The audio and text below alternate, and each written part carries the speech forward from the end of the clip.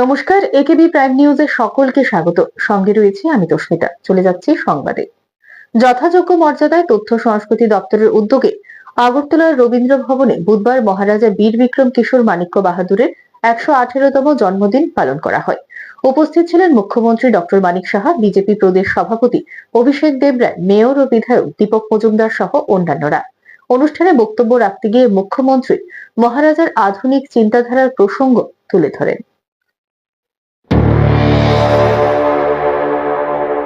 মহারাজা যেমন ভেবেছিলেন তেমন ভাবে সরকার রাজ্যের উন্নয়নে কাজ করে চলেছে। বুধবার তথ্য সংস্কৃতি দপ্তরের উদ্যোগে আগরতলা রবীন্দ্র ভবনে আয়োজিত অনুষ্ঠানে বক্তব্য রাখতে গিয়ে একথা বলেন মুখ্যমন্ত্রী অধ্যাপক ডক্টর মানিক সাহা। এদিন তিনি বলেন, তখনকার সময় মহারাজা বীর বিক্রম কিশোর মাণিক্য বাহাদুর রাজ্যে ব্যাংকের প্রয়োজনীয়তার কথা উপলব্ধি করেন এবং পৃথকভাবে রাজ্যের উন্নয়নের জন্য ট্রেজারি স্থাপনের উদ্যোগ নিয়েছিলেন। শুধু তাই নয়, বর্তমানে রাজ্যে বিভিন্ন বিশ্ববিদ্যালয়, সাধারণ ডিগ্রি কলেজ, কৃষি কলেজ ইত্যাদি হয়েছে। মহারাজা সেই সময় এগুলো চিন্তা ভাবনা করেছেন, যা রাজ্য সরকার আজ বাস্তবে পরিণত করে যাচ্ছে। মুখ্যমন্ত্রী বলেন, মহারাজা সব সম্প্রদায়ের মধ্যে ঐক্য বজায় রেখে সাংস্কৃতিক ক্ষেত্রেও বিভিন্ন পদক্ষেপ নিয়েছিলেন। শুধু তাই নয়, মহারাজা বিদেশের বিভিন্ন দেশে যেমন জার্মানি, ইতালি ভ্রমণ করেছিলেন এবং সেখানের রাষ্ট্রপ্রধানদের সাথেও তিনি দেখা করেছিলেন। স্বভাবতই সেখানকার বিভিন্ন কিছু সম্পর্কে যে অভিজ্ঞতা হয়েছিল, সে নিরিখে তিনি তার রাজ্যে করার উদ্যোগ গ্রহণ করেন, যা থেকে প্রমাণিত হয় যে তিনি আক্ষরিক অর্থেই রাজ্যের আধুনিক রূপকার। এই অনুষ্ঠানে এদিন মুখ্যমন্ত্রী ছাড়াও উপস্থিত ছিলেন বিজেপি প্রদেশ সভাপতি অভিষেক দেবরায়, মেয়র ও বিধায়ক দীপক মজুমদার সহ অন্যান্যরা। ইউনিভার্সিটি তো আছেই এবং বাইরের থেকেও প্রচুর ইউনিভার্সিটি আজকে এখানে হয়েছে এবং আগামী দিনেও পাইপলাইনে রয়েছে। মেডিকেল কলেজ হচ্ছে, সাধারণ ডিগ্রি কলেজ হচ্ছে, আমাদের এখানে কৃষি কলেজ হয়েছে, চারুকলা কলেজ হয়েছে, ইঞ্জিনিয়ারিং কলেজ হয়েছে। কিন্তু এই বিষয়টা কে ভেবেছিল? মহারাজা বীর বিক্রম কিশোর মাণিক্য বাহাদুর তৎকালীন সময়ে, তখন উনি কিন্তু এগুলো ভেবেছেন, আর আমরা এগুলো কিন্তু ইমপ্লিমেন্ট করছি। দেখুন, যে কোনো জিনিস আমরা অনেক সময় অফিসারদের পাঠাই যে আপনারা জানতো, ওখানে গিয়ে দেখুন তো এই ব্যবস্থাপনাটা ওখানে কিরকম করেছে। উনি নিজে বিদেশে তৎকালীন সময়ে, ভাবুন যে জার্মানি হোক, আমেরিকাই হোক এবং ইতালি, এরকম বহু জায়গায় উনি গেছেন তো বটে, এবং সেখানকার রাষ্ট্রপ্রধানদের সাথে উনি দেখা করেছেন। তো একটা লোকের ব্যুরো রিপোর্ট, একেবি টিভি। রাজ্যের উন্নয়ন, সাংস্কৃতিক ঐতিহ্য এবং ভারতের সঙ্গে ত্রিপুরার সংযুক্তির ক্ষেত্রে মাণিক্য রাজবংশের গুরুত্বপূর্ণ অবদানের কথা বুধবার তুলে ধরলেন মুখ্যমন্ত্রী অধ্যাপক ডক্টর মানিক সাহা। এদিন আগরতলায় দলীয় কার্যালয়ে মহারাজার জন্মদিন পালনের অঙ্গ হিসেবে বক্তব্য রাখতে গিয়ে তিনি মাণিক্য রাজ পরিবারের ইতিহাস ও অবদান বিস্তারিতভাবে তুলে ধরেন।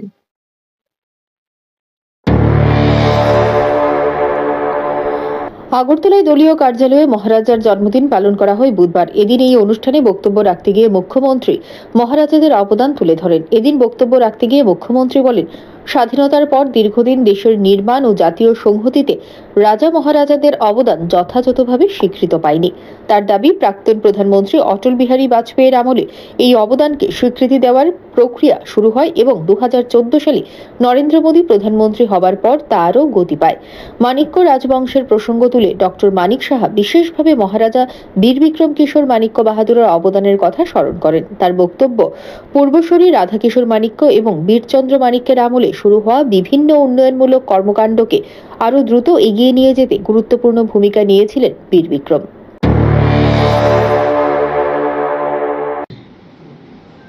মাণিক্য রাজন্যবর্গের যারা ছিলেন, তাদের বিশেষ করে এই যে 3-4 জেনারেশন, যে লাস্ট মহারাজা হচ্ছেন মহারাজা বীর বিক্রম কিশোর মাণিক্য বাহাদুর।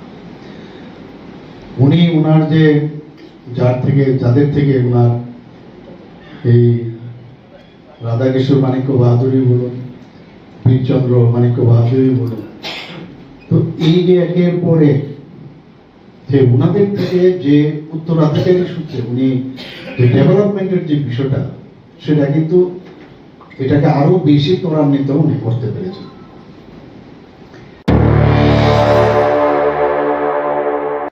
এদিন মুখ্যমন্ত্রী মানিক্য রাজ পরিবারের সঙ্গে বিশ্বকবি রবীন্দ্রনাথ ঠাকুরের ঘনিষ্ঠ সাংস্কৃতিক সম্পর্কের কথাও তুলে ধরেন।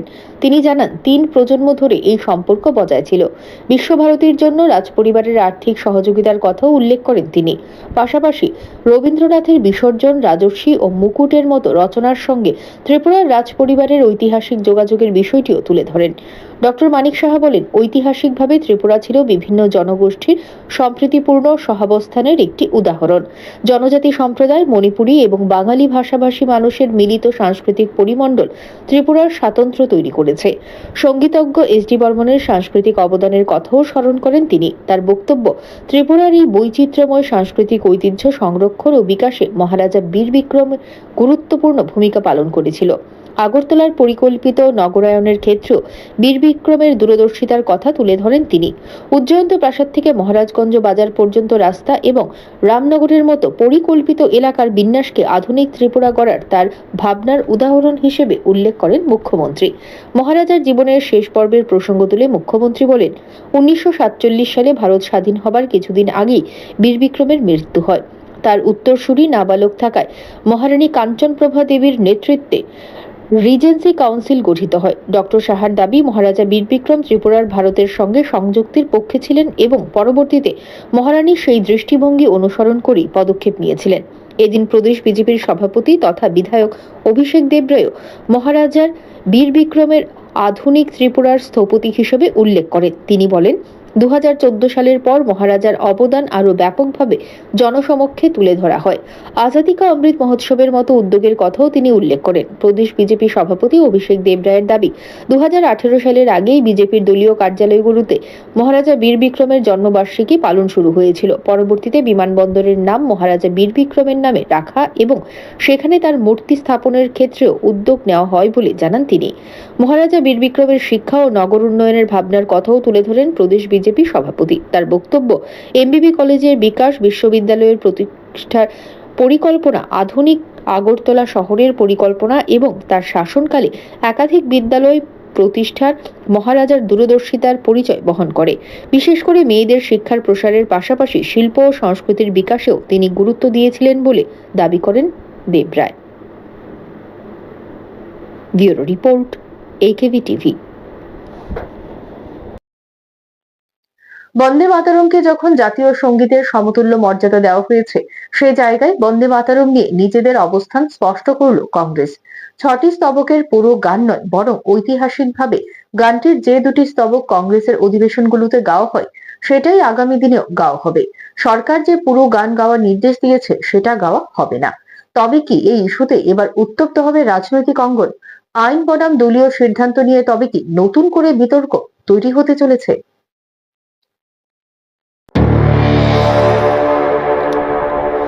বন্দে মাতরম নিয়ে কেন্দ্রীয় সরকারের সঙ্গে সংঘাতের পথে কংগ্রেস। তাদের বক্তব্য, কংগ্রেস তার নিজের অনুষ্ঠানে বন্দে মাতরম 2টি স্তবকই গাইবে। এই অবস্থান স্পষ্ট করে গোয়ায় কংগ্রেসের সম্মেলনে বন্দে মাতরমের 2টি স্তবক গাওয়া হয়েছিল। এ প্রসঙ্গে কংগ্রেস সভাপতি মল্লিকার্জুন খাড়গে বলেছেন, গত 90 বছর ধরে বন্দে মাতরম একভাবে গাওয়া হচ্ছে। এখন কোনো সরকার এসে তা বদলে দিতে পারে না। তাহলে কাল যে সরকার আসবে, সে আবার নতুন নিয়ম করবে। কংগ্রেস সর্বভারতীয় সভাপতি মল্লিকার্জুন খাড়গের বক্তব্য, জাতীয় স্তোত্রর আদি সংস্করণ গাওয়া যদি অপরাধ হয়ে থাকে, তবে মহাত্মা গান্ধী, দেশের প্রথম প্রধানমন্ত্রী জওহরলাল নেহেরু এবং প্রাক্তন প্রধানমন্ত্রী অটল বিহারী বাজপেয়ীর বিরুদ্ধেও অভিযোগ দায়ের করা উচিত। তিনি বলেন, ওরা কি অভিযোগে বা দায়ের করবে? আমরা সেই বন্দে মাতরমই গিয়েছি যা মহাত্মা গান্ধী গিয়েছিলেন, জওহরলাল নেহেরু যা গিয়েছিলেন, এমনকি প্রাক্তন প্রধানমন্ত্রী অটল বিহারী বাজপেয়ীর নেতৃত্বাধীন তাদের কেন্দ্রীয় সরকারও যা গিয়েছিল। আর মুখ্যমন্ত্রী হিসেবে 12 বছর ধরে বর্তমান প্রধানমন্ত্রী নরেন্দ্র মোদী সেই একই বন্দে মাতরম গিয়েছেন, যা তিনি এত বছর ধরে গেয়ে আসছেন। খাড়গে আরো বলেন, যদি এটি অপরাধ হয়, তবে তারা 18 বছর ধরে এই অপরাধই করে আসছেন। যদি এটি একই ধরনের অপরাধ হয়, তবে মহাত্মা গান্ধীর বিরুদ্ধে মামলা দায়ের করুন। স্বাধীনতা দিবসে কংগ্রেস সদর দপ্তরে বন্দে মাতরম গাইতে বাধাদানের অভিযোগে সোনিয়া গান্ধী ও রাহুল গান্ধীর বিরুদ্ধে সোমবার দিল্লি পুলিশের কাছে একটি অভিযোগ দায়ের হয়েছে। ভাইরাল একটি ভিডিওতে দেখা গেছে, অনুষ্ঠানে এক পর্যায়ে জাতীয় স্তোত্র বন্দে মাতরম পরিবেশন করছেন কয়েকজন তরুণী। সেই সময় সোনিয়া এমন কিছু অঙ্গভঙ্গি করেন, যা দেখে মনে হচ্ছিল তিনি কর্মীদের বন্দে মাতরম গাওয়া বন্ধের নির্দেশ দিচ্ছেন। কংগ্রেস সোনিয়ার এই আচরণের সাফাই দেওয়ার চেষ্টা করলেও শেষমেশ নিজেদের অনুষ্ঠানে যে জাতীয় স্তোত্র পুরোটা গাইবে না সেটা এক প্রকার স্পষ্ট, যদিও এই নিয়ে হাত শিবিরের অন্দরে দ্বিমত রয়েছে। কারো কারো মতে এই ইস্যুতে একই সঙ্গে জাতীয়তাবাদ এবং হিন্দুত্ব জড়িয়ে, ফলে এক্ষেত্রে অতি সন্তর্পণে পা ফেলা উচিত হাত শিবিরের। বুধবার কংগ্রেসের কার্যকরী সমিতির বৈঠকে এ নিয়ে আলোচনা হবারও সম্ভাবনা রয়েছে বলে সূত্রের খবর। বিশ্লেষক মহলের মতে এই অবস্থায় কংগ্রেস যখন নতুন করে এই ইস্যুতে তাদের দলীয় অবস্থান স্পষ্ট করলো, সেই জায়গায় সংসদে আগেই বন্দে মাতরম নিয়ে বিল এনে আইন পাশ করা হয়েছে কেন্দ্রীয় সরকারের তরফে। সে সময় অবশ্য কংগ্রেসের তরফে তেমন কোনো কিছু বলা হয়নি। এই পরিস্থিতিতে কংগ্রেসের এই নতুন ঘোষণা নিয়ে ফের বিতর্ক তৈরি হলো। দেখার বিষয় এই ইস্যুতে সামনের দিন কি পরিস্থিতি সামনে আসে সেটাই দেখার। Bureau report, AKB TV. এখন সময় বিজ্ঞাপনের জন্য ছোট্ট একটি বিরতি, সঙ্গে থাকুন।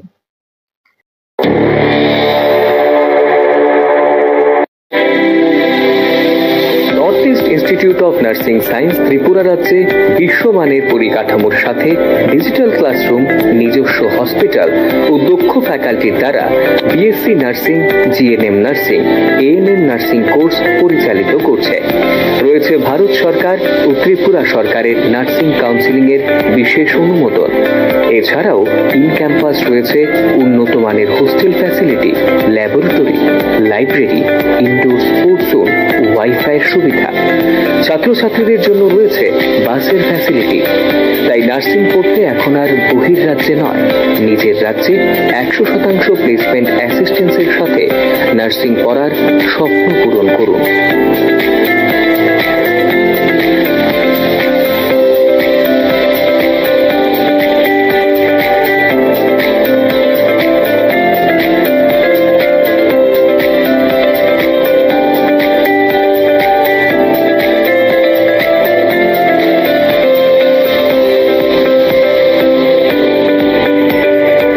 জন্য আজই যোগাযোগ করুন north East Institute of Nursing science, Agartala, Amtali bypass.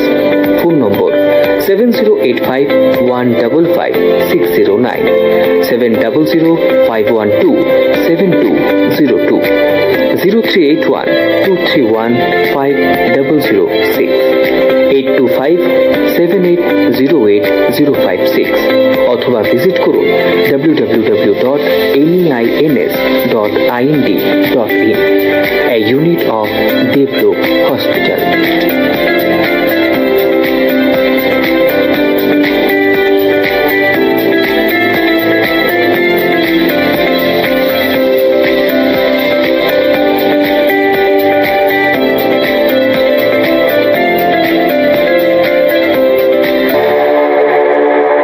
বিরতির পর স্বাগত সংবাদে। আগরতলায় এনফোর্সমেন্ট ডিরেক্টরের আচমকা অভিযান। ব্যবসায়ী শাহজাহান মিয়ার বাড়ি ও দোকানে তল্লাশি অভিযান চালালো এনফোর্সমেন্ট ডিরেক্টর। এই ঘটনাকে কেন্দ্র করে আখাউড়া রোডের ওয়েস্টার্ন ক্লাব এলাকা এবং বটতলা বাজারে হঠাৎ চাঞ্চল্য ছড়িয়ে পড়ে।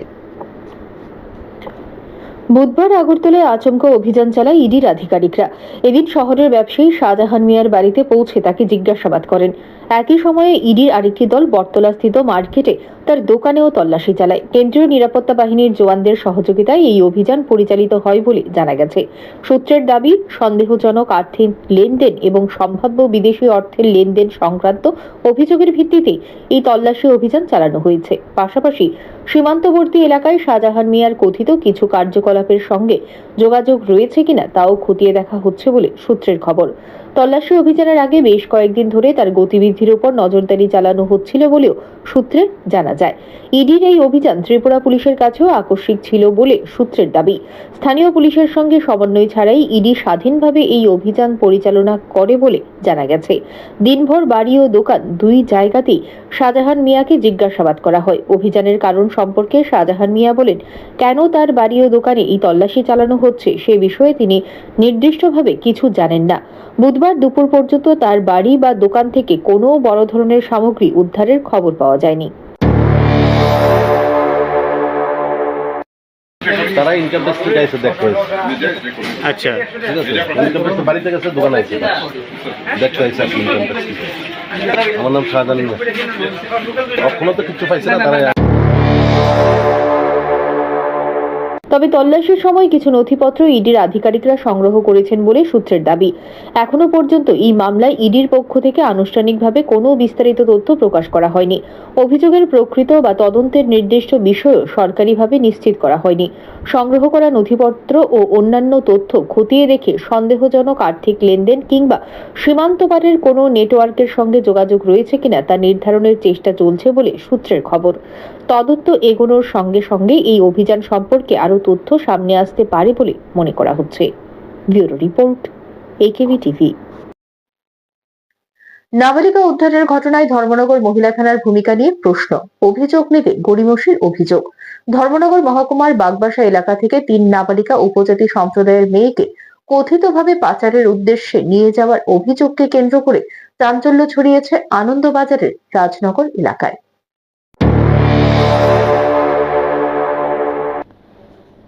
মঙ্গলবার রাত আনুমানিক 11টা নাগাদ 3 নাবালিকাকে নিয়ে যাওয়ার সময় এক যুবককে স্থানীয় বাসিন্দারা আটক করে পুলিশের হাতে তুলে দেয় বলে অভিযোগ। স্থানীয় সূত্রে জানা যায়, বাগবাসা এলাকা থেকে 3 নাবালিকাকে নিয়ে যাওয়ার সময় আনন্দবাজারের রাজনগর এলাকায় স্থানীয় বাসিন্দাদের সন্দেহ হয়। এরপর তারা সোহেল উদ্দিন, বাড়ি তিলথই, বেতাঙ্গি ওই যুবককে আটক করে আনন্দবাজার নাকা পয়েন্টে কর্তব্যরত পুলিশ কর্মীদের হাতে তুলে দেন। পরবর্তীতে নাকা পয়েন্টের ইনচার্জ নাবালিকাদের ও আটক যুবককে ধর্মনগর মহিলা থানায় পাঠান বলে জানা গেছে। ঘটনাকে কেন্দ্র করে স্থানীয় বাসিন্দাদের পক্ষ থেকে নাবালিকা পাচারের অভিযোগে লিখিত মামলা দায়েরের উদ্যোগ নেওয়া হয়। তবে ধর্মনগর মহিলা থানা অভিযোগ গ্রহণে গড়িমসি করেছে বলে অভিযোগ উঠেছে। স্থানীয়দের দাবি, নাবালিকাদের বাড়ি বাগবাসা এলাকায় হওয়ার কারণ দেখিয়ে ধর্মনগর মহিলা থানা অভিযোগ গ্রহণে অনীহা প্রকাশ করে এবং পরবর্তীতে নাবালিকাদের বাগবাসা থানায় পাঠিয়ে দেওয়া হয়। এই ঘটনাকে কেন্দ্র করে পুলিশের ভূমিকা নিয়ে প্রশ্ন তুলেছেন আনন্দবাজার এলাকার বাসিন্দাদের একাংশ।